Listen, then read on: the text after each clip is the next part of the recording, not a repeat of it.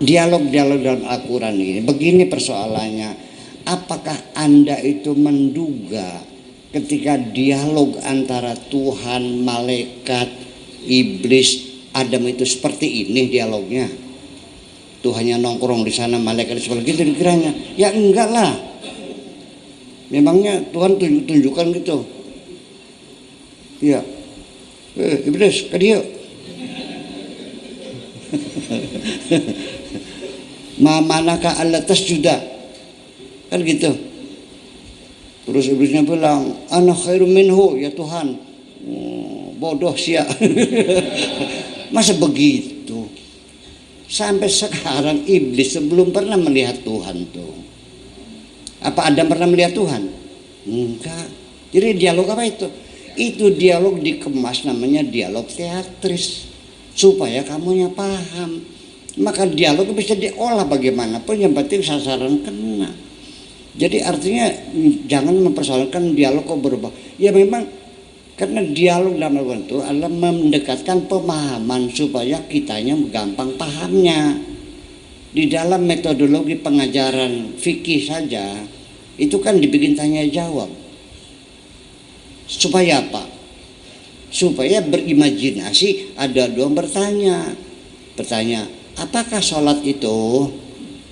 Jawab, sholat adalah perbuatan dan perkataan, diawali dengan takbir, diakhiri dengan salam. Ada berapakah yang membatalkan sholat itu? Kan begitu. Jadi Al-Quran menggunakan dialog itu mahalnya mahal i'tibar, supaya kita lebih paham. Jangan kita berimajinasi, di situ malaikat iblis berhadapan-hadapan. Yang penting mah istilahnya begini. Begitu iblis mengatakan bahwa aku lebih baik dari Adam, khalaqtani min narin wa khalaqtahu min tin. Itu artinya informasi buat kita kalau kita harus menangkap, jangan dialognya semata-mata iblis sama Tuhan. Ini adalah informasi buat kita bahwa iblis itu adalah dibuat dari energi min narin. Kalau kita ini dari materi. Makanya min turab itu materi. Bahwa itulah kodrat Allah mengatakan bahwa pertarungan antara materi dan energi sudah berawal sejak dulu sampai sekarang.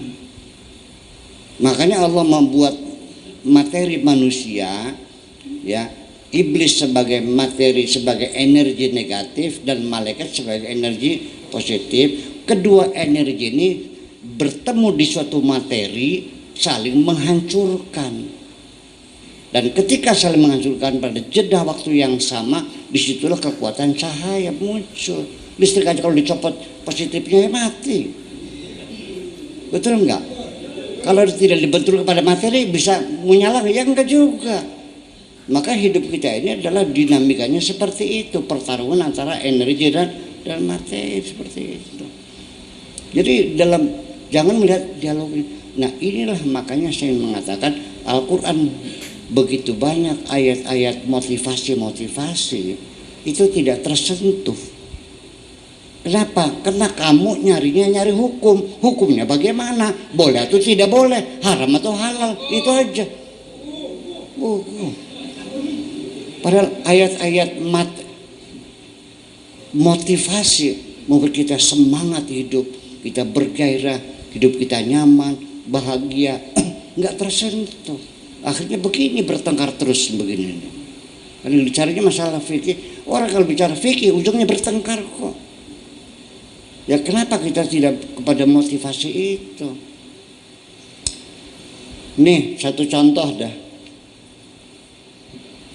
Inna a'tainakal kautsar. Bagaimana mereka menerjemahkannya? Inna a'tainakal kautsar. Fasalli. Terus ya kahur. Maksudnya apa? Artinya begini, inna a'tainakal kautsar. Artinya kenikmatan sudah kuberikan kepadamu berlimpah ruah. Ini kautsar telaga di sorga. Yang di a'tainaka aja sudah, gimana lagi? Kan jauhnya sudah yang a'taina fil madi sudah kami berikan. Masa telaga di sorga? Justru ini mana? Ayo sok. Nah, ini yang patut kamu syukuri. Jadi ketika Allah memberikan kenikmatan, itu bukan membuat kamu lupa diri, menghina orang lain, tapi syukurlah itu sebagai pemberian Allah, kan begitu. Nah, jadi jangan kecil hati, kamu punya banyak fasilitas kok. Itu kepada Kanjeng Nabi kan begitu. Fasalli li rabbika, maka tingkatkan komunikasimu dengan Tuhanmu. Wanhar, dan berkorbanlah untuk masyarakatmu, bantulah masyarakatmu, yang bodoh diajarin, yang lapar dikasih makan, kan begitu, yang sakit diobati.